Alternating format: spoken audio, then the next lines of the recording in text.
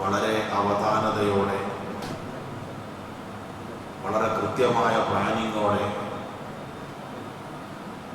അതിനേക്കാൾ ശക്തമായ ആസൂത്രണത്തിലൂടെ മാത്രം കടന്നു പോകേണ്ട ഒരു മാസത്തിലൂടെയാണ് നമ്മൾ പ്രയാണം നടത്തിക്കൊണ്ടിരിക്കുന്നത്. നോമ്പുകാരോട് അള്ളാഹു ആവശ്യപ്പെട്ട പല കാര്യങ്ങളിൽ ഒന്ന് ഫിൽ മസാജിദ്, നിങ്ങൾ പള്ളികളിൽ ഭജനമിരിക്കണമെന്നാണ്. പള്ളിയിലേക്ക് കയറുന്നതോടുകൂടി പ്രതിഫലത്തിന്റെ മീറ്റർ പ്രവർത്തിക്കാൻ ആരംഭിക്കും.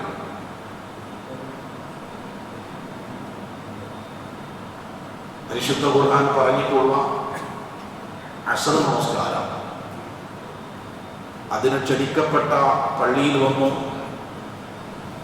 നിശ്ചയിക്കപ്പെട്ട ഇമാമിന്റെ പിന്നിൽ നമസ്കരിച്ച് സ്വാഭാവികമായി അസ്ർ നമസ്കാര ശേഷം സുന്നത്ത് നമസ്കാരമില്ല. അള്ളാഹുവിനെ ഓർക്കണം എന്ന് അള്ളാഹു പറഞ്ഞ രണ്ട് സന്ദർഭങ്ങളാണ് ബുക്കറത്തും ആശിയ, രാവിലെയും വൈകിട്ടും. ഒരല്പസമയം അള്ളാഹുവിന്റെ കലാമിനെ പറ്റി ആലോചിക്കുവാനാണ് ആഗ്രഹിക്കുന്നത്.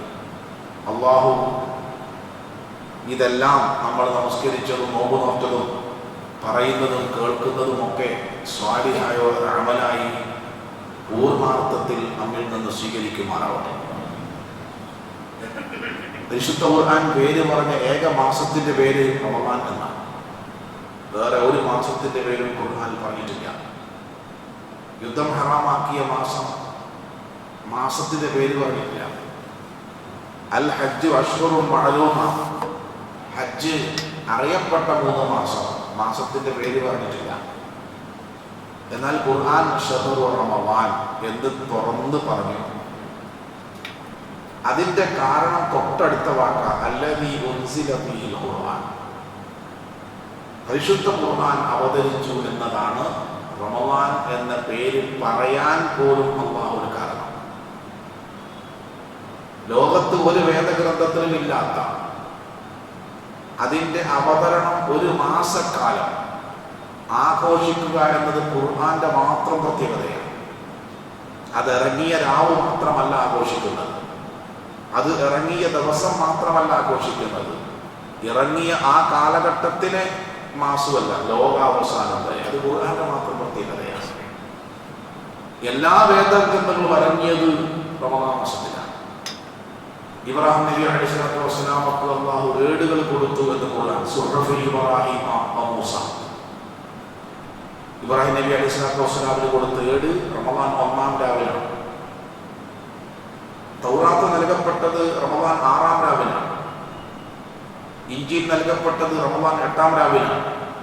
ഇങ്ങനെ നമുക്കറിയപ്പെട്ട വേദഗ്രന്ഥങ്ങളും ഏടുകളും ഒക്കെ ഇറങ്ങിയ വിശുദ്ധമായ ഒരു മാസത്തിന്റെ പരിസമാപ്തി പരിശുദ്ധ ഖുർആനോടുകൂടി അതിന്റെ പൂർണ്ണതയിലെത്തുക. സ്വാഭാവികമായി ഖുർആനെ സംബന്ധിച്ച് വിശ്വാസികൾ കൂടുതൽ ചിന്തിക്കുകയും ഖുർആനുമായി വിശ്വാസികൾ കൂടുതൽ ബന്ധപ്പെടുകയും ചെയ്യുന്ന മാസമാണ് ഖുർആന്റെ പ്രത്യേകത. ഖുർആന്റെ പ്രത്യേകതയും അതിന്റെ പ്രാധാന്യമൊന്നും സമുദ്രങ്ങൾ മുഴുവൻ പേനയായി, ലോകത്തുള്ള സമുദ്രങ്ങളെല്ലാം മഷിയായി, മരങ്ങളെല്ലാം പേനയായി എഴുതിയാലും തീരൂല എന്ന് അല്ലാഹു തന്നെ പറഞ്ഞിട്ടുണ്ട്. ഖുർആനെ പറ്റി എന്ന് പറഞ്ഞ ഒരു സംഗതി മുബാറക്, അനുഗ്രഹപൂർണമാണ്, ബർക്കത്തുള്ളതാണ്. ഖുർആനുമായി ബന്ധപ്പെട്ട എല്ലാത്തിനും ബർക്കത്തുണ്ട്. നിങ്ങൾ നോക്കൂ, ഖുർആൻ ഇറങ്ങിയ മാസങ്ങളുടെ കൂട്ടത്തിൽ ഏറ്റവും ബർക്കത്താക്കപ്പെട്ട മാസമാണ് റമളാനെ പറ്റി നബി സല്ലല്ലാഹു അലൈഹി വസല്ലം പറഞ്ഞത് ഷഹ്റുൻ മുബാറക്. ഖുർആൻ ഇറക്കപ്പെട്ട രാവുകളുടെ കൂട്ടത്തിൽ ഏറ്റവും മുബാറക്കാണ് ലൈലത്തുൽ ഖദ്ർ. ഖുർആൻ ഇറക്കപ്പെട്ട വ്യക്തി അഷ്റഫുൽ ഖൽഖാണ്, സൃഷ്ടികളിൽ ഏറ്റവും ഉത്തമം. അദ്ദേഹത്തിന് മുമ്പ് അങ്ങനെ ഒരു വ്യക്തി ലോകത്ത് ജീവിച്ചിരുന്നിട്ടില്ല. ലോകാവസാനം വരെ ഇനി അതിന് തത്തുല്യനായ ഒരു വ്യക്തി ഉണ്ടാവില്ല. ഖുർആന്റെ പ്രത്യേകത. ഖുർആൻ ഇറക്കപ്പെട്ട രാജ്യം മക്കയും മദീനയും ലോകത്തെ ഏറ്റവും വിശുദ്ധ രാജ്യമാണ്. ഖുർആൻ ഇറക്കപ്പെട്ട ഭാഷ എല്ലാ ഭാഷയും തോൽപ്പിക്കുന്ന അറബി ഭാഷയാണ്.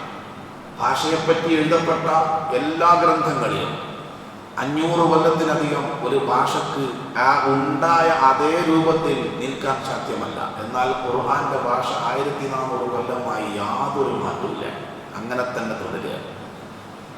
ഖുർആൻ ഇറക്കിക്കൊടുക്കാൻ അള്ളാഹു ഏൽപ്പിക്കപ്പെട്ട മലക്ക് സയ്യിദുൽ മലായിക, മലക്കുകളുടെ നേതാവാണ് ജിബ്രീൽ അലൈഹിസ്സലാത്തു വസ്സലാം.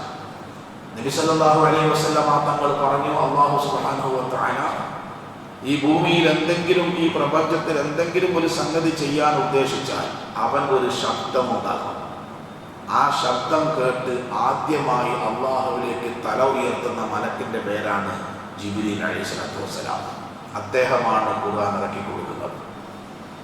ഖുർആൻ ഇറക്കപ്പെട്ട ആ സമൂഹം ലോകത്തെ ഏറ്റവും നല്ല സമൂഹമാണ്. കുൻതും ഖൈറ ഉമ്മ, നിങ്ങളാണ് ഭൂമിയിലേക്ക് വന്ന മനുഷ്യരിൽ ഏറ്റവും ഉത്കൃഷ്ടം. കാരണം അവർ ജീവിച്ചത് ഖുർആൻ അനുസരിച്ചാണ്. അങ്ങനെ ഖുർആനുമായി ബന്ധപ്പെട്ട എല്ലാം അനുഗ്രഹപൂർണമാണ്. ഖൈറുക്കും, നിങ്ങളിൽ നാം ഓരോരുത്തരും ഏറ്റവും ഉത്തമർ ആരാണ്? മൻ തഅല്ലമൽ ഖുർആന വഅല്ലമഹു, ഖുർആൻ പഠിക്കുകയും അത് പഠിപ്പിക്കുകയും ചെയ്യുന്നവരാണ്. ഇനി നോക്കൂ, നിങ്ങൾ ഈ പള്ളിയിൽ നിശ്ചയിക്കപ്പെട്ട ഇമാമ് നാട്ടിൽ പോയി, ഇവിടെ ഇമാമ് നിൽക്കാൻ ഒരു തർക്കം വന്നു. ഞാൻ നിൽക്കാം 2-3 ആള് അതിന് മത്സരിച്ചാൽ എന്താ പരിഹാരം? ആ കൂട്ടത്തിൽ ആരാണോ ഏറ്റവും കൂടുതൽ ഖുർആൻ പഠിച്ചത് അവരാണ് ഇമാമ്. ഒരു നാട്ടിൽ ഒരു മരണം ഉണ്ടായി. 1-ലധികം മയ്യത്ത് ഒരേ ഖബറിൽ വെക്കേണ്ടി വന്നു. ആദ്യം ആരുടെ മയ്യത്ത് വെക്കും? ആ മരിച്ച കൂട്ടത്തിൽ ഏറ്റവും കൂടുതൽ ഖുർആൻ മനപ്പാടുള്ളത് ആരാണോ ഓന്റെ മയ്യത്താണ് ആദ്യം വെക്കുക. അപ്പൊ ഈ ലോകത്ത് നാളെ പരലോകത്ത് അള്ളാന്റെ അടുക്കൽ നമ്മുടെ ശ്രേഷ്ഠത അളക്കാൻ ഒരേ ഒരു മാനദണ്ഡം അവന്റെ കലാമുമായി നമുക്ക് എന്ത് ബന്ധമുണ്ട് എന്നതാണ്. അലി റളിയല്ലാഹു അൻഹു പറഞ്ഞു, ഒരു മനുഷ്യന്റെ മനസ്സിൽ അല്പം പോലും ഖുർആൻ ഇല്ലെങ്കിൽ അവൻ തകർന്ന് വീണുപോയ ഒരു വീട് പോലെയാണ്.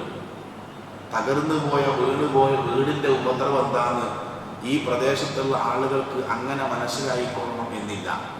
എൻ്റെ നാട്ടിലാണ് ഗോളിയറാക്സ് ഫാക്ടറി ഉള്ളത്. അത് കൂട്ടിയിട്ട് 20-23 കൊല്ലായി. 5000 തൊഴിലാളികൾ താമസിച്ച കൊട്ടേഴ്സ് 250 ഏക്കർ സ്ഥലം കാട് പിടിച്ച് കിടക്കുക. അതിനുള്ളിൽ നടക്കാത്ത തോന്നിവാസങ്ങളില്ല. അതേപോലെയാണ് ഖുർആൻ ഉള്ളിൽ ഇല്ലാത്തവൻ കൽ ബൈത്തിൽ ഖരീബ്, തകർന്ന് വീണുപോയ വീട് പോലെയാണ്. അതുകൊണ്ട് പരിശുദ്ധ ഖുർആനെ സംബന്ധിച്ച് ആലോചിക്കുകയും ഖുർആനെ നമ്മുടെ ജീവിതവുമായി ലിങ്ക് ചെയ്യുകയും ചെയ്യേണ്ടുന്ന മാസത്തിലൂടെയാണ് നമ്മൾ കടന്നു പോകുന്നത്. ഖുർആൻ നമ്മൾക്ക് എങ്ങനെയാണ് അനുഭവപ്പെട്ടിട്ടുള്ളത്, മുൻഗാമികൾക്ക് എങ്ങനെയാണ് ഖുർആൻ അനുഭവിക്കാൻ സാധിച്ചിട്ടുള്ളത് പരിശോധിക്കേണ്ടതാണ്. നമ്മളും ഖുർആൻ തമ്മിൽ എന്ത് ബന്ധമുണ്ട്? ഖുർആൻ ഹുദയാണ്. ഹുദ എന്നാണ് ഖുർആനെ പറ്റി പറഞ്ഞ ഒരു വാക്ക്. ഫഇമ്മാ യഅതിയന്നകും മിന്നി ഹുദൻ ശഹ്റു റമളാൻ അല്ലദീ ഉൻസില ഫീഹിൽ ഖുർആൻ ഫീഹി ഹുദൻ ലിന്നാസ്, മാർഗദർശനം, എങ്ങനെ മുന്നോട്ട് പോകണം, എങ്ങനെയാണ് ഈ സംഗതി ചെയ്യേണ്ടത് എന്ന് നിങ്ങൾക്ക് ഖുർആൻ പറഞ്ഞു തരും. നമ്മുടെ ജീവിതത്തിൽ ഏതെങ്കിലും വിഷയം നമ്മൾ ഖുർആനിൽ നോക്കി തീരുമാനിച്ചിട്ടുണ്ടോ? ഖുർആൻ പറഞ്ഞതുപോലെയാണോ നമ്മുടെ ഈമാൻ, നമ്മുടെ ഇസ്ലാം, നമ്മുടെ ഇബാദത്തുകൾ, നമ്മുടെ സ്വഭാവങ്ങൾ, നമ്മുടെ മുആമലാത്തുകൾ, നമ്മുടെ സമ്പാദനങ്ങൾ, നമ്മുടെ വിനിമയങ്ങൾ, നമ്മുടെ കുടുംബം, നമ്മുടെ വ്യക്തിജീവിതം, നമ്മുടെ രഹസ്യം, നമ്മുടെ പരസ്യം, എന്താ എവിടെ ഖുർആനായിട്ട് ബന്ധങ്ങൾ? അതുകൊണ്ട് തന്നെ ഖുർആനുമായി നമ്മൾ കൂടുതൽ അടുക്കുകയും നമ്മുടെ ജീവിതത്തിൽ ഖുർആൻ എത്രത്തോളം നമുക്ക് പ്രാക്ടിക്കലാക്കാൻ സാധിച്ചിട്ടുണ്ട് എന്ന് ഉറക്കെ ചിന്തിക്കുകയും ചെയ്യേണ്ടുന്ന ഒരു മാസത്തിലൂടെയാണ് നമ്മൾ കടന്നു പോകുന്നത്. നബി സല്ലല്ലാഹു അലൈഹി വസല്ലമയുടെ പ്രവാചകന്റെ വഫാത്തിന് ശേഷം ചില സഹാബികൾ വീട്ടിൽ വന്നു ആയിഷ റളിയല്ലാഹു അൻഹ. അവർക്കറിയേണ്ടത് പ്രവാചകന്റെ സ്വഭാവം എങ്ങനെയായിരുന്നു എന്നാണ്. അതിന് ആയിഷ റളിയല്ലാഹു അൻഹ തിരിച്ചവരോട് ചോദിച്ചത്, അമാതല, നിങ്ങൾ ഖുർആൻ ഓതാറില്ലേ? ആ, അതെന്നെ സ്വഭാവം. ഒരാൾ ചോദിക്കാൻ കണ്ടിട്ട് വരേണ്ട ആവശ്യമില്ല. എന്താണോ ഖുർആൻ അതാണ് നബി സല്ലല്ലാഹു അലൈഹി വസല്ലം. അതായിരുന്നു സഹാബികൾ. ഫഇൻ ആമനൂ ബിമിസ്ലി മാ ആമൻതും ബിഹി ഫഖദ് ഇഹ്തദൗ. സൂറത്തുൽ ബഖറ. സ്വഹാബികൾ ആര് വിശ്വസിച്ചതുപോലെ നിങ്ങൾ വിശ്വസിച്ചാലോ നിങ്ങൾ സന്മാർഗം പ്രാപിച്ചവരാവും. കാരണം അവർ ഖുർആന്റെ തനി പകർപ്പുകളാണ്. ഖുർആൻ എന്തിനാണ് ഇറക്കിയത്? ഖുർആനോട് 7 കടപ്പാട്. ഖുർആനോട് 7 കടപ്പാട്. ഞാൻ അധികം നീട്ടി പറയില്ല, അസർ നമസ്കാര ശേഷം ജനങ്ങൾക്ക് പല തിരക്കും ഉണ്ടാവും. ഖബറിൽ വെക്കപ്പെട്ട മനുഷ്യനോട് ചോദിക്കുന്ന ഒരു ചോദ്യം, ഇമാമുക, നിന്റെ ഇമാം എന്താണ്? ആരാന്നല്ല, ആരാന്ന് വെച്ചാൽ ആളുടെ പേര് പറഞ്ഞു. എന്താന്ന് വെച്ചാൽ സാധനത്തിന്റെ പേരാ പറയാം. അൽ ഖുർആൻ ഇമാമി എന്ന് പറയണം. അത് പറയണമെങ്കിൽ നമ്മുടെ ജീവിതത്തിൽ നമ്മുടെ ഇമാമ് നമ്മുടെ മുമ്പിലാണ് നിൽക്കുക. ഇപ്പോൾ നമ്മൾ നമസ്കരിച്ച ഇമാം ഇവിടെ നിൽക്കുക, നമ്മളൊക്കെ ബാക്കിലാണ്. എന്തിനാ? ഇമാം ചെയ്യുന്നത് പോലെയാണ് നമ്മൾ ചെയ്യേണ്ടത്. ഇമാമ് റുക്കൂ ചെയ്യുന്നതിന് മുമ്പ് റുക്കൂ ചെയ്താലോ അത് നമസ്കാരം പോയി. ഖുർആൻ ഇമാമാവുന്ന നമ്മുടെ ജീവിതത്തിന്റെ മുമ്പിൽ നിൽക്കുക. ആ ഖുർആനിൽ പറഞ്ഞ അല്ലാഹ് നമുക്കറിയാം. ഖുർആനിൽ പറഞ്ഞ അല്ലാഹു ആരാന്ന് മുസ്ലിം ഉമ്മത്തിന് അറിയാം. ഖുർആനിൽ പറഞ്ഞ മലക്കുകൾ, ഖുർആനിൽ പറഞ്ഞ വേദഗ്രന്ഥങ്ങൾ, ഖുർആനിൽ പറഞ്ഞ പ്രവാചകന്മാർ, ഖുർആനിൽ പറഞ്ഞ പരലോകം, ഖുർആനിൽ പറഞ്ഞ ഖൈർ ഖദറിലുള്ള വിശ്വാസം ആർക്കാണ് അറിയാം? അത് ഖുർആനിൽ നിന്ന് സ്വീകരിക്കണം. എങ്കിലേ ഈ ലോകത്തും നാളെ പരലോകത്തും രക്ഷപ്പെടും. പരിശുദ്ധ ഖുർആൻ 2 കാര്യം നമ്മുടെ മുന്നിലുണ്ട്. ഒന്ന്, ഇന്ന ഹാദൽ ഖുർആന യഹ്ദീ ലില്ലതീ ഹിയ അഖ്വം. ഖുർആൻ നിങ്ങളെ ഏറ്റവും നല്ല രൂപത്തിൽ മുന്നോട്ട് പോകാൻ സഹായിക്കും. എന്ന് പറഞ്ഞാൽ ഖുർആൻ അനുസരിച്ച് ജീവിച്ച വ്യക്തി ഏറ്റവും നല്ല വ്യക്തിയാവും. കുടുംബം ഏറ്റവും നല്ല കുടുംബമാവും. സൊസൈറ്റി ഏറ്റവും നല്ല സൊസൈറ്റിയാവും. ഇതിനൊക്കെ നമുക്ക് ഉദാഹരണമുണ്ട്. ഖുർആൻ അനുസരിച്ച് ജീവിച്ച ഒരു വ്യക്തി എന്ന് പറഞ്ഞാൽ ശത്രുക്കൾക്ക് പോലും അവരെ അവഗണിക്കാൻ കഴിയില്ല. അബൂബക്കർ സിദ്ദീഖ് റളിയല്ലാഹു അൻഹു മുസ്ലിമായതിൻ്റെ പേരിൽ വളരെ ഉപദ്രവം സഹിച്ച് നാട്ടിൽ നിൽക്കാൻ പറ്റാത്ത അവസ്ഥ വന്നപ്പോൾ മക്കയിൽ നിന്ന് ഒന്ന് മാറി താമസിക്കാൻ ആഗ്രഹിച്ചു. പ്രവാചകന്റെ കൂടെ ഹിജറ പോകുന്നതിന് എത്രയോ മുമ്പ് അത് അത്യാവശ്യ സാധന സാമഗ്രികൾ എടുത്തിട്ട് അദ്ദേഹം മക്ക വിടുകയാണ്. അപ്പം മക്കയുടെ അതിർത്തിയിൽ വെച്ച് ഇബ്നു ദുഗ്ന എന്ന് പേരുള്ള ഒരു ജൂതൻ സിദ്ദീഖ് റളിയല്ലാഹു അൻഹു കണ്ടു. അപ്പൊ ഇത് സാധാരണ പോക്കല്ല. അപ്പൊ സിദ്ദീഖ് റളിയല്ലാഹു അൻഹു ചോദിച്ചു, ഇബ്നു ദുഗ്ന, നിങ്ങൾ എന്താണ്, എങ്ങോട്ടാണ്? അദ്ദേഹം പറഞ്ഞു, മുസ്ലിം ആയതുകൊണ്ട് മക്കയിൽ നിൽക്കാൻ പറ്റുന്നില്ല. ആരാ നിങ്ങൾ ഉപദ്രവിക്കുന്നത്? നിന്നെപ്പോലത്തെ ജൂതന്മാരല്ലേ, വേറെ ആര്? അതുകൊണ്ട് ഞാനൊന്ന് മാറി താമസിക്കുക എന്ന് പറഞ്ഞാൽ ഇസ്ലാമിന്റെ ശത്രുവായ ഒരാൾ എന്താ വിചാരിക്കേണ്ടത്? അങ്ങനെ പോട്ടെ, ഓരോന്നോരോന്ന് പോട്ടെ എന്നല്ലേ വിചാരിക്കുക. എന്നാൽ ഇബ്നു ദുഗ്ന എന്താ പറഞ്ഞത്? നിങ്ങൾ മക്കയിലേക്ക് നടക്കുന്നു. എന്തേനും നിങ്ങൾക്ക് ഞാൻ സംരക്ഷണം തരാം. എന്താ എന്നോടൊപ്പം നിനക്ക് ഇത്ര സ്നേഹം? നിങ്ങളെപ്പോലത്തെ മനുഷ്യന്മാർ ഈ നാട്ടിൽ നിന്ന് പോകാൻ പാടില്ല. ഇസ്ലാമിൻ്റെ എന്നത്തെയും ശത്രുവാണ് ജൂതൻ. പക്ഷെ അയാൾക്ക് പോലും ഖുർആൻ അനുസരിച്ച് ജീവിച്ച ഒരു വ്യക്തിയെ അവഗണിക്കാൻ കഴിഞ്ഞില്ല. ഇന്ന് ലോകം മുഴുവൻ ഇസ്ലാം മോഹോമയാൽ വളരെയധികം പ്രയാസമാണ് കഴിക്കുക.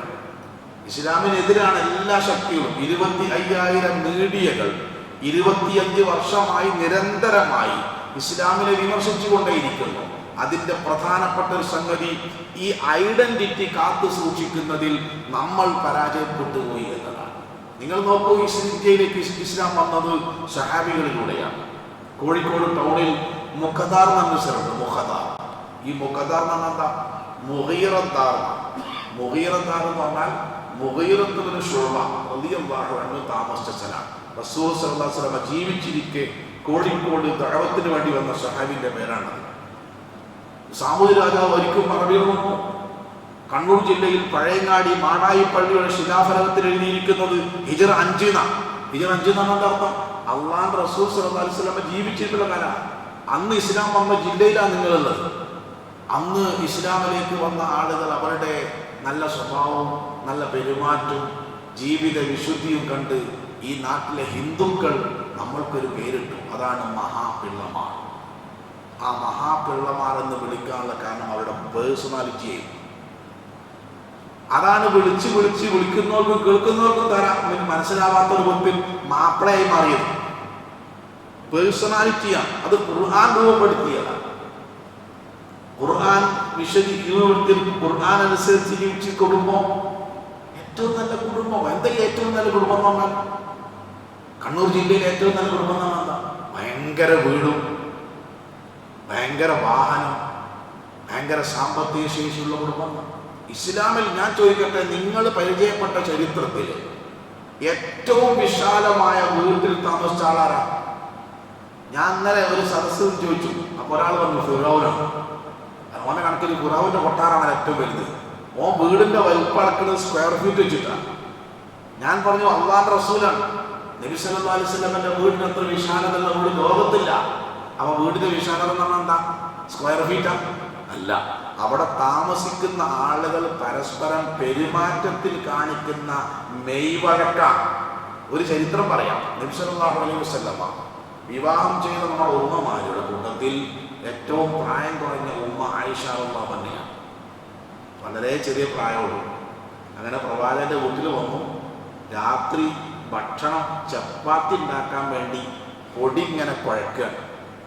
ആ കുഴക്കണേൻ്റെ ഇടയിൽ ഒരു തളർച്ച വന്നു. വെറുതെ പൊടിയിൽ കൈ വെച്ച് ഇങ്ങനെ ഉറങ്ങി. ഒരു മയക്കം. റസൂലുള്ളാഹി സ്വല്ലല്ലാഹു അലൈഹി വസല്ലം അടുക്കളയിൽ വന്നപ്പോൾ കാണുന്നത് പൊടിയിൽ കൈവച്ച് ഉറങ്ങുന്ന ഈ പെൺകുട്ടീനെ. അള്ളാഹിന്റെ റസൂൽ സ്വല്ലല്ലാഹു അലൈഹി വസല്ലം പതുക്കെ ആ ചെറിയ രണ്ട് കൈ എടുത്തിട്ട് പൊടിയിൽ പുറത്ത് വെച്ചു. അറിഞ്ഞില്ല, മയക്കത്തിൽ തന്നെ. എന്നിട്ട് ആ പൊടി നന്നായി കുഴച്ച് ചപ്പാത്തി ഉണ്ടാക്കി അവിടെ വെച്ചു. ആയിഷ റളിയല്ലാഹു അൻഹ കണ്ണ് തുറന്നപ്പോൾ കാണുന്നത് താൻ കുഴക്കാൻ ആരംഭിച്ച പൊടി ചപ്പാത്തിയായി നിൽക്കുന്നു. അതാണ് വീടിന്റെ വിശാലത എന്ന്. വേറൊന്നുമല്ല. അതെന്താ അറിയോ? അവിടെ ഖുർആനാണ് കാര്യങ്ങൾ തീരുമാനിക്കുന്നത്. നബി സല്ലല്ലാഹു അലൈഹി വസല്ലം ഖദീജ റളിയല്ലാഹു അൻഹ നയിച്ച കുടുംബജീവിതം ഖുർആനാണ്. അതുകൊണ്ട് അതിന് 4 പ്രത്യേകത ഉണ്ട്. ഒന്ന്, അതൊക്കെ നമ്മുടെ കുടുംബത്തിനുണ്ടോ എന്നുള്ളതൊന്ന് രാത്രി ഒന്ന് പരിശോധിക്കണം, നല്ലതാ. ഒന്ന്, ഖദീജ റളിയല്ലാഹു അൻഹ ജീവിച്ചിരിക്കെ നബി സല്ലല്ലാഹു അലൈഹി വസല്ലമ മറ്റൊരു വിവാഹത്തെ പറ്റി ചിന്തിച്ചിട്ടില്ല എന്നുള്ളത്. ഓരോരുത്തർ ആലോചിച്ചുകൊണ്ട് നമ്മൾ ഇന്ത്യക്കലുണ്ടോ? അവർ വഫാത്താകുന്നത് പ്രവാചകന്റെ 50-ാമത്തെ വയസ്സിലാണ്. 53-ാമത്തെ വയസ്സിൽ അവരെ കല്യാണം കഴിക്കുന്നത്. 3 കൊല്ലക്കാലം പ്രവാചകൻ സല്ലല്ലാഹു അലൈഹി വസല്ലമക്ക് ഖദീജ റളിയല്ലാഹു അൻഹയുടെ സ്ഥാനത്ത് മറ്റൊരു പെണ്ണിനെ പ്രതീക്ഷിക്കാൻ കഴിഞ്ഞില്ല. അതെന്തിന്റെ അടിസ്ഥാനത്തിലാ? സൗന്ദര്യത്തിന്റെ അടിസ്ഥാനത്തിലാണോ? അല്ല. തന്നെക്കാൾ 15 വയസ്സ് കൂടുതലാ. 1-2 കല്യാണം പണ്ട് കഴിച്ചിരിക്കണേ. ചില ചരിത്രത്തിൽ പറയുന്നു 1-2 പെൺകുട്ടികളുണ്ട്. 25 വയസ്സാ കെട്ടുന്ന യുവാവിന്, കെട്ടുന്ന പെണ്ണിന് വയസ്സ് 40. 2 കല്യാണം ആദ്യം കഴിച്ചു, 2 കുട്ടികളുണ്ട്. നിങ്ങൾ ആരാ കെട്ടുവോ? ശരി, അങ്ങനെ കെട്ടിപ്പോയി നിൽക്കുക. പിന്നെന്താണ് ആലോചിക്കുക? ഇവൾ അറിയാതെ വേറെ എവിടെയും കെട്ടാൻ എന്താ വഴി? റസൂൽ സല്ലല്ലാഹു അലൈഹി വസല്ലമ 50 വയസ്സ് വരെ, അവർ വഫാത്താകുന്നത് വരെ മറ്റൊരു വിവാഹത്തെ പറ്റി ചിന്തിച്ചില്ല. 2-ാമത്തെ പ്രത്യേകത എന്താ അറിയോ? അവർ വഫാത്തായ വർഷത്തിന് നമ്മുടെ നേതാവിട്ട പേര് ദുഃഖത്തിന്റെ വർഷം എന്നായിരുന്നു. നിങ്ങൾ ആലോചിച്ചു. 3-ാമത്തെ പ്രത്യേകത എന്താ അറിയോ? മക്കയിൽ നിന്ന് മദീനയിലേക്ക് ഹിജ്റ പോയി. മക്കം ഫത്ഹിന്റെ ദിവസം തിരിച്ചു വന്നു. മക്കയുടെയും മദീനയുടെയും ഭരണാധികാരിയായി വന്നു. ആദ്യം ചെയ്തെന്താ? ഹറമിൽ ചെന്ന് 8 റക്അത്ത് ദുഹ നമസ്കരിച്ചു. പിന്നെ ചെയ്തതെന്താ അറിയോ? 10 കൊല്ലം മുമ്പ് മരിച്ചുപോയ തൻ്റെ ആദ്യ ഭാര്യയുടെ ഖബറുകൾ ചെന്ന് ദീർഘസമയം പ്രാർത്ഥിച്ചു. ഇപ്പോഴും ആ സ്നേഹത്തിന് ഒരു കുറവുമില്ല. മരിച്ചിട്ട് 10 കൊല്ലമായി. ശേഷം 9 ഭാര്യമാർ വേറെ വന്നു. 4-ാമത്തെ പ്രത്യേകത എന്താ അറിയോ? തൻ്റെ വീട്ടിൽ വിശേഷപ്പെട്ട എന്ത് ഭക്ഷണം ഉണ്ടാക്കിയാലും അതിൽ നിന്നും ഒരു ഓഹരി ഖദീജ റളിയല്ലാഹു അൻഹയുടെ കുടുംബക്കാർക്ക് എത്തിച്ചു കൊടുത്ത ആ ബന്ധം നിലനിർത്തുന്നു. 5-ാമത്തെ പ്രത്യേകത എന്താണെന്നറിയോ? അവർക്കൊരു അനിയത്തിൻ്റെ ഖാല റളിയല്ലാഹു അൻഹ. അവരുടെ ശബ്ദം കേൾക്കുമ്പോഴേക്ക് നമ്മുടെ നേതാവ് പറഞ്ഞു പോകും ഖദീജ. മറക്കാൻ കഴിയുന്നില്ല. എന്താ കാരണം സഹോദരന്മാരെ? ഏത് ചുരിദാറാണ് വാങ്ങിക്കൊടുത്തത്? ഏത് വണ്ടിയിലാണ് കൊണ്ടുപോയത്? എത്ര അറ ഉണ്ടായിരുന്നു? അറയിൽ എന്തൊക്കെ സൗകര്യം ഉണ്ടായിരുന്നു? പരിശോധിക്കണം നമ്മൾ. എന്ത് സൗകര്യം ഉണ്ടായിരുന്നു? 3 മാസത്തെ തുടർച്ചയായി പ്രവാചകന്റെ വീട്ടിൽ അടുപ്പിൽ പാകം ചെയ്ത ഭക്ഷണം കഴിക്കാതെ കഴിഞ്ഞു പോയിട്ടുണ്ട്. ഖദീജ റളിയല്ലാഹു അൻഹ വർത്തക പ്രമുഖയായിരുന്നു. മുഴുവൻ സമ്പത്തും ദഅവത്തിന്റെ മാർഗത്തിൽ ചെലവഴിച്ചതാ. ഒരു പൈസയും ബാക്കി ഉണ്ടായില്ല. നമ്മുടെ ആദ്യത്തെ ഉമ്മ ഖദീജ റളിയല്ലാഹു അൻഹ അള്ളാഹുവിന്റെ റസൂലിന്റെ തണ്ടൻ കയ്യിൽ കിടന്ന് ശ്വാസം വിക്കി അന്ത്യശ്വാസം വലിക്കുമ്പോൾ വർത്തക പ്രമുഖയായി കയറി വന്ന വലിയ ധനാഢ്യയായി കയറി വന്ന ഈ സഹോദരി നമ്മുടെ ഉമ്മയുടെ കുപ്പായം 13 സ്ഥലത്ത് തുന്നിയതായിരുന്നു. 13 സ്ഥലത്ത് തുന്നിയ കുപ്പായിട്ടിട്ടാണ് ഈ നമ്മുടെ ഉമ്മ, ആദ്യത്തെ ഉമ്മ മരിച്ചു പോയത്.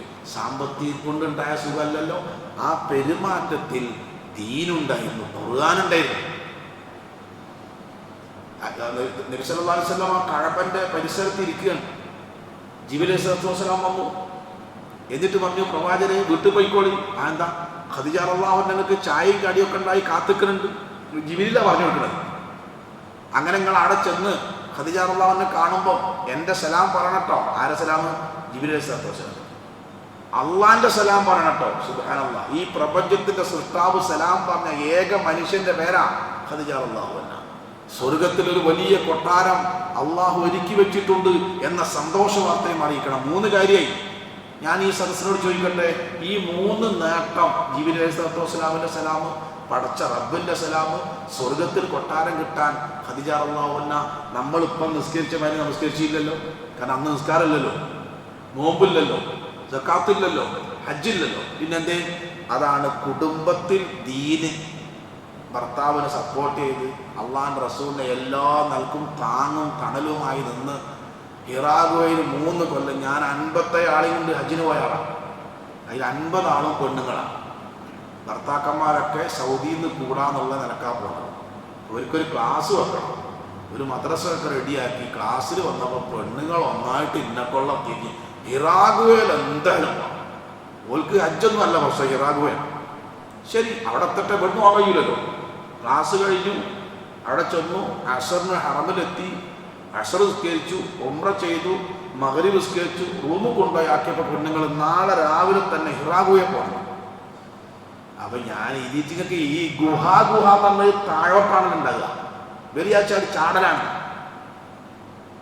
ശരി, ഒരു വണ്ടിയൊക്കെ ബുക്ക് ചെയ്ത് കിട്ടിയെന്ന് രാവിലെ സുബഹി നിസ്കരിച്ച് ഭയങ്കര ആവേശത്തിൽ ഈത്തപ്പഴവും മറ്റേ ഓറഞ്ചും മുന്തിരിയും കുടിവെള്ളവും ഒക്കെ ഗുഹയിൽ ഇങ്ങനെ ചാടിക്കുവയങ്ങുമല്ലോ. ഹിറാ ഗുഹന്റെ താഴെ വണ്ടി നിർത്തി മേപ്പെട്ടാണ് നോക്കിയത്. പിന്നെ മുണ്ടില്ല. ഒരു എവിടെയാണ് ഉള്ളത്? അവിടെ ചെന്ന് നോക്കുമ്പോൾ ഇന്നോണ്ട് ഈ പിടച്ച പെണ്ണുങ്ങളൊന്നും പിന്നെ മുണ്ടില്ല. അല്ല, എന്തേ? ഒന്നുമില്ല, ഓണില്ലേ, മൗലവി പോയിക്കോളി, ഞാൻ മാത്രമായിരുന്നു. ഈ ഹിറാ ഗുഹയിൽ 37ാമത്തെ വയസ്സ് മുതൽ 40ാമത്തെ വയസ്സ് വരെ ഹിറാ ഗുഹയിൽ ഇരിക്കുന്ന ഈ പ്രവാചകന് ഭക്ഷണം വെള്ളമായിട്ട് കയറിയ പെണ്ണിന്റെ പേര് ഖദീജ റളിയല്ലാഹു അൻഹ. ഇന്ന് കയറാന്ന് പറ്റി എന്തെങ്കിലും ചവിട്ടുപടി ഒന്നും ഉണ്ടായിരുന്നോ? ഇപ്പൊ ഞാൻ പറഞ്ഞതറിയാം, ഖുർആനാണ് എല്ലാം ഭംഗിയാക്കുന്നത്. ഖുർആൻ അനുസരിച്ച് സൊസൈറ്റി സഹാബികളാണ്. ഖൈറുൽ ഖുറൂനി ഖർനി, ഏറ്റവും നല്ല നൂറ്റാണ്ട് എൻ്റെ നൂറ്റാണ്ട്. കമ്പ്യൂട്ടർ ഉണ്ടായിരുന്നോ? ഇല്ല. മൊബൈൽ ഉണ്ടായിരുന്നോ? ഇല്ല. എയറോപ്ലെയിൻ ഉണ്ടായിരുന്നോ?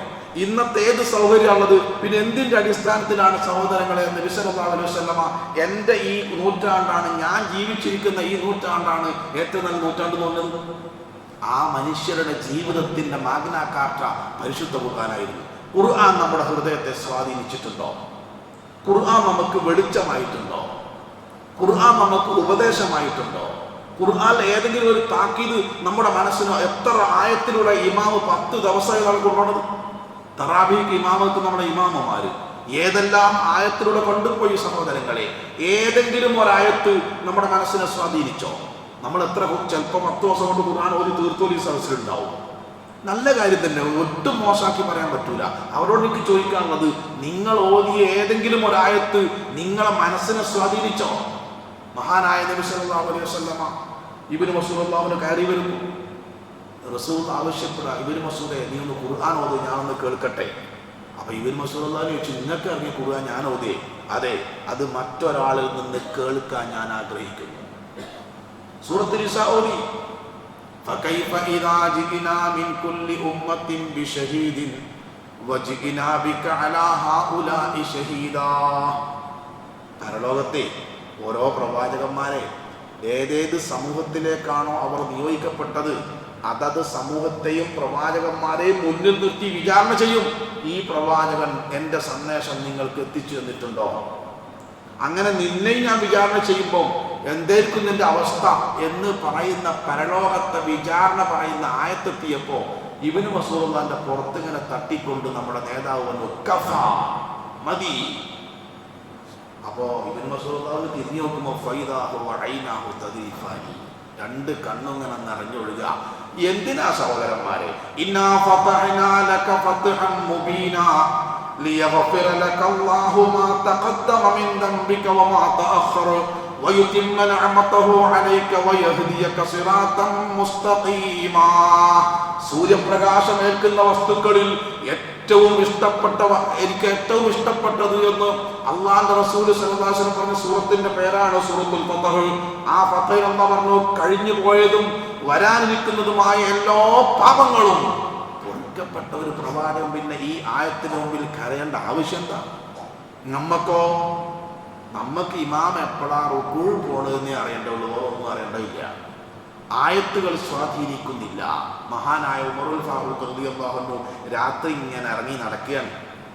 അപ്പൊ ഒരു വീട്ടിൽ നിന്ന് ഒരു കൊച്ചുകുട്ടി സൂറത്ത് തൂർ വത്തൂർ വകിതാബിൻ മസ്തൂർ ഫീ റഖിൻ മൻശൂർ വൽ ബൈത്തിൽ മഅമൂർ വസ്സഖ്ഫിൽ മർഫൂർ ഇന്ന അദാബ റബ്ബിക ലവാഖി', ഇന്ന അദാബ റബ്ബിക ലവാഖി', നിന്റെ റബ്ബിന്റെ ശിക്ഷ നിങ്ങളിൽ നടപ്പാവുക തന്നെ ചെയ്യും.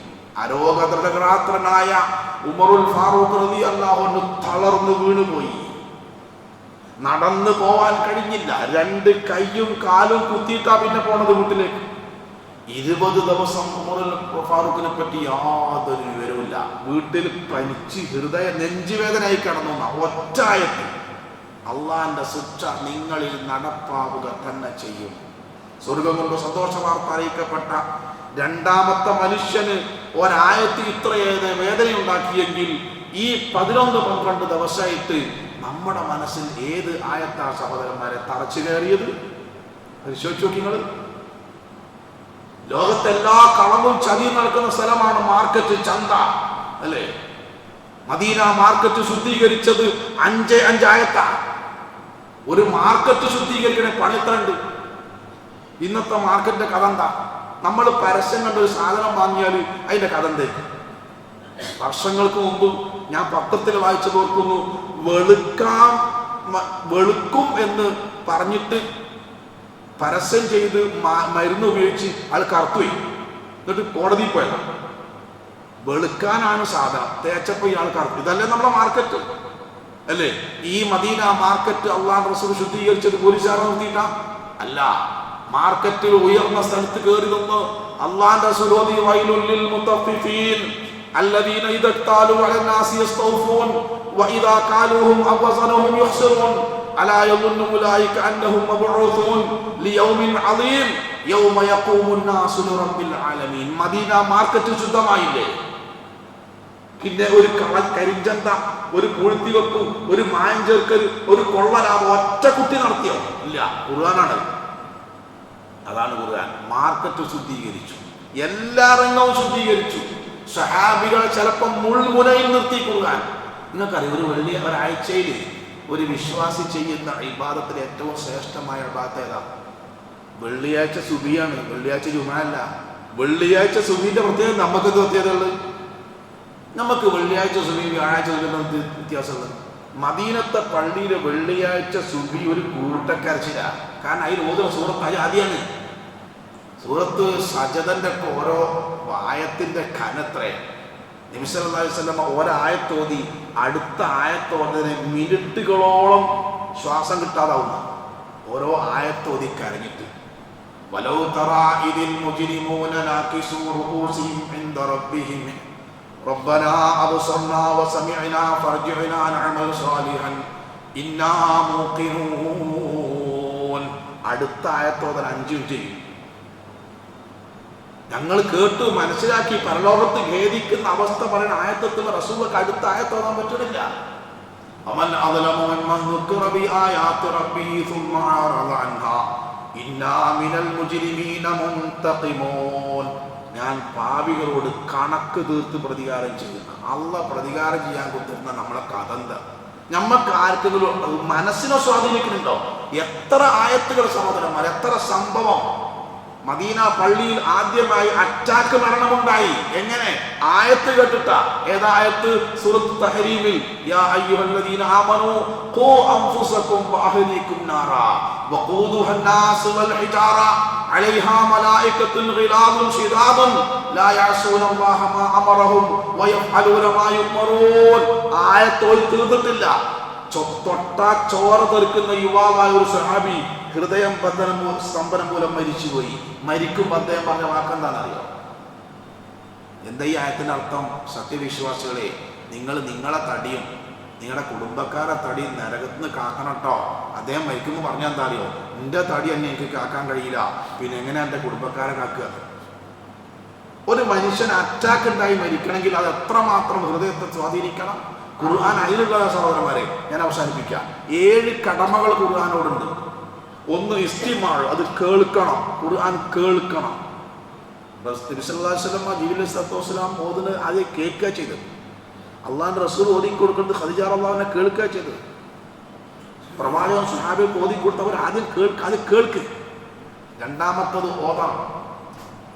ഓതണം ഞാൻ പറയേണ്ടതില്ലല്ലോ. മൂന്നാമത്തത് മനപ്പാടമാക്കണം. അത് കുട്ടികളെ മാത്രം ഡ്യൂട്ടി അല്ല. ഏടെ ഹിഫ്ദ് കോളേജ് കൊണ്ട് ചേർത്ത് അവൻ്റെ 2 മക്കൾ ഹാഫിദീങ്ങളാണ്. അതുകൊണ്ട് എൻ്റെ ഉത്തരവാദിത്വം തീരുമോ? ഞാൻ പഠിക്കണം എന്നെ കൊണ്ട് പറ്റുന്ന രൂപത്തിൽ. നമ്മളെ കഥ എന്താ? മദ്രസയിൽ പഠിച്ച ആ 10 സൂറത്തല്ല, പിന്നെ 54 വയസ്സായി പിന്നെ ഒരു സൂറത്ത് ഞാൻ പഠിച്ചില്ല. അത് തിരിച്ചും മറച്ചും തിരിച്ചും 54 വയസ്സ് ഞാൻ ജീവിച്ച് രക്ഷപ്പെട്ടു പോയി. പോരാ, ഒരു സൂറത്ത് സെലക്ട് ചെയ്ത് ഓരോ റമദാൻ ഓരോ സൂറത്ത് പഠിച്ചു. എത്ര സൂറത്ത് പഠിക്കേണ്ട സമയം കഴിഞ്ഞപ്പോൾ? അപ്പൊ ഹിഫ്ദ് ചെയ്യണം. അത് എല്ലാവരും ബാധ്യതയാണ്. നാലാമത്തെ അർത്ഥം പഠിക്കണം. ആ പരിപാടിയല്ല. അർത്ഥം പഠിക്കണം. ആരർത്ഥം പഠിക്കണം? ഖുർആൻ എന്തിനാ സഹോദരന്മാരെ അറിയത്? നമുക്ക് ജീവിക്കാനല്ലേ. ജീവിക്കണത് എന്താ പറഞ്ഞെന്ന് മനസ്സിലാകണ്ടേ? അതെന്തെന്തോ ആ ഖുർആൻ അർത്ഥം പഠിക്കണം. എന്തിനാണെന്നറിയോ? ഖബറിൽ വെച്ചാൽ ഒന്നാമത്തെ ചോദ്യം എന്താ? മൻ റബ്ബുക, നിന്റെ റബ്ബാരാ? എന്താ മറുപടി? അല്ലാഹു റബ്ബി, അല്ലെ റബ്ബി അല്ലാഹ്, അല്ലേ? അതിന് മറുപടി പറഞ്ഞാലേ അതിനൊരു ഉപചോദ്യം ഉണ്ട്. അതാരും പറയാറില്ല. സാധാരണ ഈ ചോദ്യം മറുപടി നമ്മൾ കേട്ടിട്ടുണ്ട്. മൻ റബ്ബുക, റബ്ബി അല്ലാഹ്, വമാ ദീനുക അൽ ഇസ്ലാമു ദീനി, വമൻ നബിക മുഹമ്മദ് നബി. ഇതൊക്കെ നമ്മൾ കേട്ടതാ. മൻ റബ്ബുക എന്ന് ഒരാൾ ചോദിച്ചു, മലക്ക് ചോദിച്ചു, എൻ്റെ റബ്ബ് അല്ലാഹു ആണ് എന്ന് മറുപടി പറഞ്ഞാൽ, പറയാത്തവൻ്റെ കാര്യം പിന്നെ എടുക്കാനില്ല. പറഞ്ഞാൽ അതിനൊരു ഉപചോദ്യമുണ്ട്. എന്താ ചോദ്യം? ഈ മറുപടി നിനക്ക് എവിടുന്ന് കിട്ടി? നിന്റെ റബ്ബ് അല്ലാഹു ആണെന്ന് നിനക്ക് എവിടുന്നാ കിട്ടിയത്? നീ എവിടുന്നാ പഠിച്ചത്? എവിടുന്നാ പഠിച്ചത്? ഖുർആനിൽ നിന്ന് വായിച്ച് പഠിച്ചു എന്ന് പറയണം. അതിന് ഖുർആൻ പഠിക്കണം. അതിനെമ്പാടും സൗകര്യം ഇവിടെ ഒക്കെ ഉണ്ട്. ഏടി പോയില്ലെങ്കിലും അവനവൻ്റെ വീട്ടിൽ മൊബൈൽ ഉണ്ടെങ്കിൽ ഖുർആൻ പഠിക്കലെന്നൊരു വിഷയമുള്ള സംഗതിയല്ല. പഠിച്ചേ പറ്റൂ, ഒരു സംശയവും വേണ്ട. ഖുർആൻ പഠിക്കണം. പിന്നെയോ അതനുസരിച്ച് ജീവിക്കണം. അതാണ് ഇപ്പോൾ തീരെയല്ല. പഠനം എവിടെങ്കിലുമൊക്കെ ഉണ്ട് നിൽക്കാം. നീ പഠിക്കണപോലെ തന്നെ ജീവിതത്തിലുണ്ടോ? ഇല്ല. എന്തിനാ പിന്നെ ഖുർആൻ? നിങ്ങൾ നോക്കൂ, ഞാനൊരു ചരിത്രം പറയട്ടെ. ഉമറുൽ ഫാറൂഖ് റളിയല്ലാഹുവിന്റെ ഭരണകാലത്ത് ഒരാൾ വന്നിട്ട് അദ്ദേഹത്തിന്റെ ഭരണത്തെ വിമർശിച്ചു. നീ ശരിയല്ല, ഞങ്ങൾക്ക് കിട്ടേണ്ട അവകാശമൊന്നും കിട്ടണില്ല, നീതിയോടുകൂടിയല്ല ഈ ഭരിക്കണത്. ഉമർ റളിയല്ലാഹുവിന് ദേഷ്യം വന്നു. ദേഷ്യം വന്ന് അയാളെ ഉപദ്രവിക്കാൻ വേണ്ടി വന്നപ്പോ ഈ മനുഷ്യനൊരായത്ത് വന്നു. ഏത്? ഖുദിൽ അഫ്വ വഅ്മുർ ബിൽ ഉർഫ് വഅഅ്രിദ് അനിൽ ജാഹിലീൻ. സ്വഭാവ രംഗത്ത് നമ്മൾ സ്വീകരിക്കേണ്ട ഒരു മര്യാദ ഖുർആൻ പറഞ്ഞതാണ്. ഖുദിൽ അഫ്വ, മാപ്പ് കൊടുക്കും പറയും. ഏത്? ദേഷ്യം പിടിച്ചുകൊണ്ട് വരുന്ന ഉമർ റളിയല്ലാഹുവിനോട് ഈ സഹാബിയല്ല, ഇയാൾ തന്നെ പറഞ്ഞത് ഖുദിൽ അഫ്വ വഅ്മുർ ബിൽ ഉർഫി വഅഅ്രിദ് അനിൽ ജാഹിലീൻ. ഉമർ റളിയല്ലാഹുവിന് ഐസ് പോലെ. നമ്മളോ? ഞാനും എൻ്റെ ഭാര്യ തമ്മിൽ ഭയങ്കര കച്ചറ. അയലകത്ത് നിങ്ങൾ താമസിക്കുന്നുണ്ട്. നിങ്ങളെ ഭാര്യ പറഞ്ഞ മൗലവി ഭയങ്കര ചൂടിലാന്ന് തോന്നുന്നു, ഒന്ന് പോയി സമാധാനിപ്പിച്ചാളി. അങ്ങനെ നിങ്ങളിങ്ങനെ എൻ്റെ വീട്ടിൽ വന്നപ്പോൾ ഞാനും എൻ്റെ പെണ്ണുങ്ങളും ഇങ്ങനെ അരച്ചി കലക്കി കൊടുത്താൽ കുടിക്കാൻ ദേഷ്യത്തിൽ. അപ്പം നിങ്ങൾ ഈ ആയത്തോതി പറയാൻ ഓടാടുന്ന ആയത്തോതി വേറെ ഇടം പോയി ഓടിയത്. നമ്മൾക്കൊന്നും കേൾക്കണ്ട. നമ്മളെ ഏതെങ്കിലും ആയത്ത് നമ്മളെ തണുപ്പിക്കുമോ സഹോദരന്മാരെ? എത്ര ചരിത്രം, എത്ര ഖുർആന്റെ മുമ്പിൽ അവർ കാണിച്ച മെയ് വഴക്കത്തിന്റെ ചരിത്രം പറഞ്ഞാൽ തീരുമോ?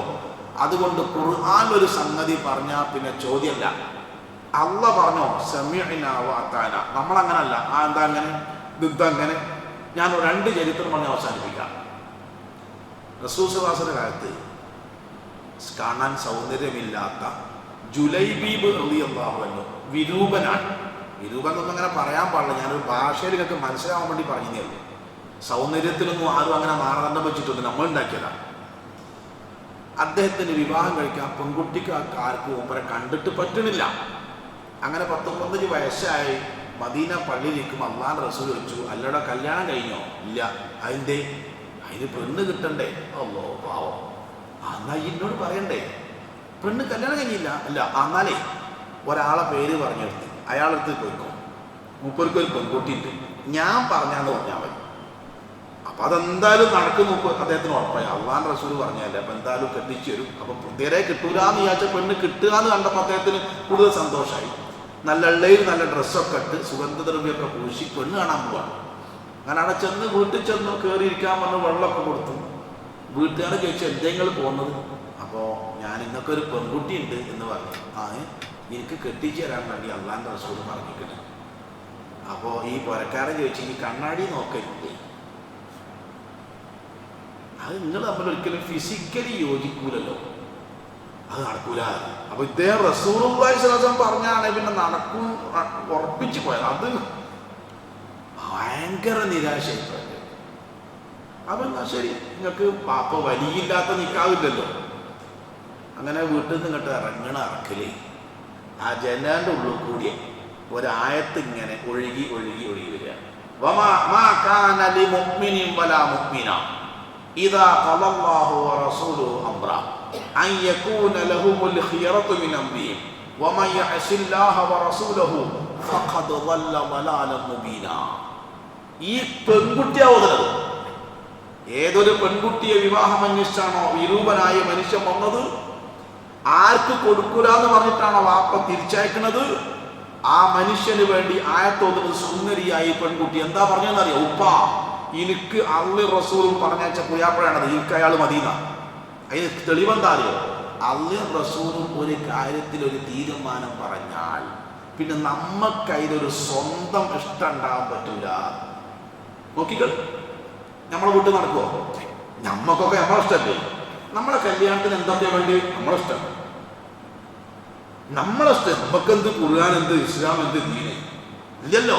നിങ്ങൾക്ക് തൊട്ടടുത്ത വാരത്തല്ലേ സഹോദരന്മാരെ പോലീസ് ഇറങ്ങിയിട്ട് ജനങ്ങളെ നിയന്ത്രിക്കേണ്ടി വന്നത്? കല്യാണത്തിൽ കുയ്യാപ്പെടുന്ന ഒട്ടകപ്പുറത്തല്ലേ? അള്ളാന്റെ ദീനാണത്? ഞാൻ ഒരൊറ്റ അനുഭവം പറയാം, ഒറ്റ ചരിത്രം. വടകര ശ്രീനാരായണ ഗുരു വന്നു. വടകര ഒരു ഉത്സവത്തിൽ പങ്കെടുക്കാൻ വന്നതാണ്. അദ്ദേഹം വന്നു, ഉത്സവത്തിൽ പങ്കെടുത്ത് പോവാൻ കാലത്ത് പിറ്റേന്ന് രാവിലെ രാത്രി ഒരു ഭക്തനായ ആള് വന്നിട്ട് പറഞ്ഞു, നിങ്ങൾ ഏതായാലും ഇവിടെ വന്നതല്ലേ, നാളെ എൻ്റെ മോളെ വിവാഹമാണ്, നിങ്ങൾ രാവിലെ എൻ്റെ ആ കല്യാണത്തിൽ പങ്കെടുക്കുക, എനിക്ക് ഭയങ്കര സന്തോഷമായി. അപ്പോൾ ശ്രീനാരായണ ഒരു വളരെ എളിമുള്ളൊരു മനുഷ്യനാണ്. ആയിക്കോട്ടെ, ഞാൻ 10:30 ആകുമ്പോൾ നിൻ്റെ വീട്ടിൽ വരാം. അങ്ങനെ ഇയാൾ വരുന്നുണ്ടെന്ന് പറഞ്ഞപ്പോൾ നാട്ടുകാരൊക്കെ തടിച്ചുകൂടി ശ്രീനാരായണ ഒരു വരുവാണ്. അദ്ദേഹം വന്നപ്പോൾ അവിടെ വലിയ പന്തലും വാദ്യമേളങ്ങളും കതിർമണ്ഡവും ഇതൊക്കെ കൂടി കണ്ടിട്ട് ഇങ്ങനെ ഒരു ഗ്ലാസ് വെള്ളം പോലും കുടിക്കാതെ അദ്ദേഹം പോയി, പ്രതിഷേധിച്ചു കൊണ്ടുപോയി. അതാർക്കും മനസ്സിലായില്ല എന്താ സംഭവം. ഒരു ആഴ്ച സ്വീകരണത്തിൽ എന്തെങ്കിലും പോരായി വന്നുകൊണ്ട് പോയതാണ്. ശ്രീനാരായണ ഗുരുവിനോട് ചോദിച്ചു, ഈ ഭക്തനായ ആളുകൾ ചോദിച്ചു, അല്ല ഗുരു, നിങ്ങൾ എന്താണ് ആ വീട്ടിൽ ചെന്നിട്ട് ഗ്ലാസ് വെള്ളം പോലും കുടിക്കാറ്? നിങ്ങൾ ആരാണോ ഈ ദൂർത്ത് പഠിപ്പിച്ചത്? ഒരു പുരുഷൻ ഒരു സ്ത്രീയുടെ കഴുത്തിൽ താലി ചാർത്താൻ എന്തിനാ കതിർമണ്ഡപം? എന്തിനാ വാദ്യമേളം? എന്തിനാ അത്ര ചെമ്പ് ബിരിയാണി? ഇതിന് അത്ര വലിയ പന്തൽ? അതോരൊരിക്കലും പ്രതീക്ഷിക്കാത്ത ചോദ്യം. സദസ് ഇങ്ങനെ അന്തം വിട്ടു. അപ്പോൾ അവസാനം ശ്രീനാരായണൂർ പറഞ്ഞു, ഒരു കല്യാണത്തിൽ 10 ആൾ പങ്കെടുത്താൽ മതി. ആ പാർവതി ചോദിച്ചു, 10 എന്നുള്ള കണക്ക് ഇപ്പോൾ എവിടുന്നേ കിട്ടിയേ? എന്താ ഈ 10ന്റെ കണക്ക്? നിങ്ങൾക്കറിയാം, ഒറ്റ മുസ്ലിമും ഇല്ലാത്ത ആ സദസ്സിൽ വെച്ച് ശ്രീനാരായണൂർ പറഞ്ഞു, എന്നെ സാമ്പത്തിക അച്ചടക്കം പഠിപ്പിച്ചത് ലോകൈക ഗുരു മുഹമ്മദ് നബി സല്ലല്ലാഹു അലൈഹി വസല്ലം. അദ്ദേഹത്തിന്റെ ഒരു വിവാഹത്തിൽ പങ്കെടുത്തത് 10-ൽ താഴെ ആളാണ്. ഞാൻ ചരിത്രമൊന്നും വിശദീകരിക്കില്ല, നമ്മക്ക് മനസ്സിലായില്ല, ശ്രീനാരായണ മനസ്സിലായി. ഞാൻ പറഞ്ഞത് എല്ലാ വിഷയത്തിലും ഖുർആൻ നമുക്ക് മാതൃകയാവണം. അള്ളാഹ് എന്ത് പറഞ്ഞ് അവിടെ നിൽക്കുക, അള്ളാഹ് റസൂൽ എന്ത് പറഞ്ഞ് അതിനപ്പുറമില്ല. അതാണ്